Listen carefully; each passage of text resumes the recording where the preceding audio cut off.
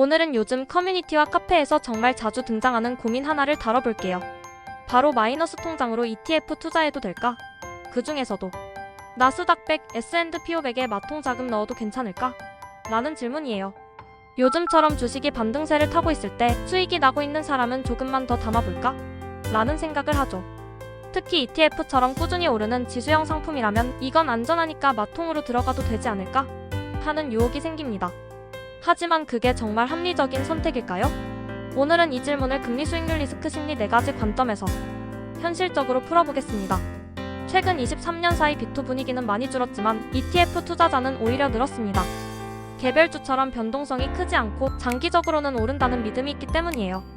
특히 나스닥 100과 S&P 500은 장기 수익률이 평균 810%로 복리의 마법을 기대할 수 있죠.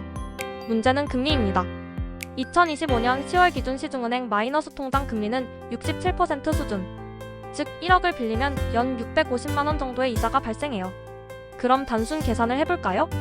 ETF 수익률 10% 1000만원 수익, 이자 비용 650만원, 세금 15.4% 적용 실수익 약 250만원, 즉 연 2.5% 수준. 이게 현실이에요. 이 정도면 사실상 리스크를 감수한 예금 수준 수익률이죠. 6개월 동안 10% 올랐는데요. 이런 사례도 실제로 많아요. 하지만 문제는 수익의 지속성이에요. ETF는 언제든 1015% 조정이 옵니다. 특히 금리나 유동성 변화에 민감한 나스닥 100은 단기 고점 대비 20% 이상 빠지는 구간이 자주 있었어요. 문제는 그 시점이에요. ETF는 빠지는데 마통 이자는 매달 꼬박꼬박 나갑니다. 즉 상승기에는 수익률 10%, 실수익 23%, 하락기에는 손실 10% 이자 부담 67%, 총 손실 1617%. 이런 구조예요. 이길 땐 조금 이기고 질 땐 크게 잃습니다. 이게 바로 레버리지의 비대칭 구조예요. 2025년 10월 현재 미국은 금리 인하 전환을 예고하고 있지만 아직은 고금리 기조가 유지되고 있습니다. 한국은행 기준금리도 3.5%, 시중 대출금리는 여전히 67%대예요. 즉 이자 비용이 너무 높다는 거죠. ETF의 기대 수익률이 장기적으로 8%라 하더라도 그건 10년 평균 기준입니다. 단기적으로는 마이너스 20%, 15%, 마이너스 5%처럼 들쭉날쭉합니다. 이런 변동성 구간에서 이자 비용까지 짊어진다면 마통으로 ETF 투자는 버티기의 싸움이 돼버립니다. 즉 수익보다 멘탈이 먼저 무너지는 구조예요. 그렇다고 해서 마통을 절대 쓰면 안 된다는 건 아닙니다.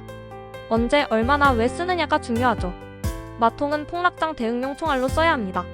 즉 시장이 20% 이상 빠졌을 때, 공포가 극대화됐을 때, 현금 보유 비중이 높을 때, 이때 일부만 빼서 들어가는 게 효율적이에요.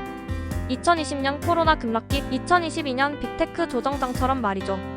그때는 주가가 싸고 이자 비용보다 회복폭이 훨씬 컸습니다. 하지만 지금은 미국 시장 PER 주가 수익 비율이 25배 이상, 역사적으로 보면 고평가 구간입니다. 즉 마통 빚으로 들어가기엔 타이밍이 좋지 않아요.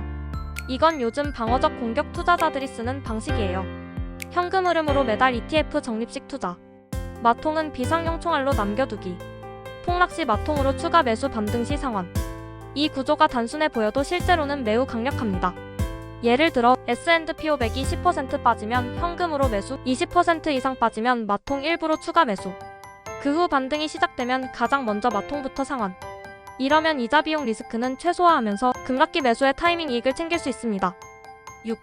심리적 압박도 계산에 넣어야 한다. 마통 투자가 위험한 진짜 이유는 이자 때문이 아니라 심리 때문이에요. 사람은 빚이 생기면 빨리 갚아야 한다는 무의식적 압박을 받습니다.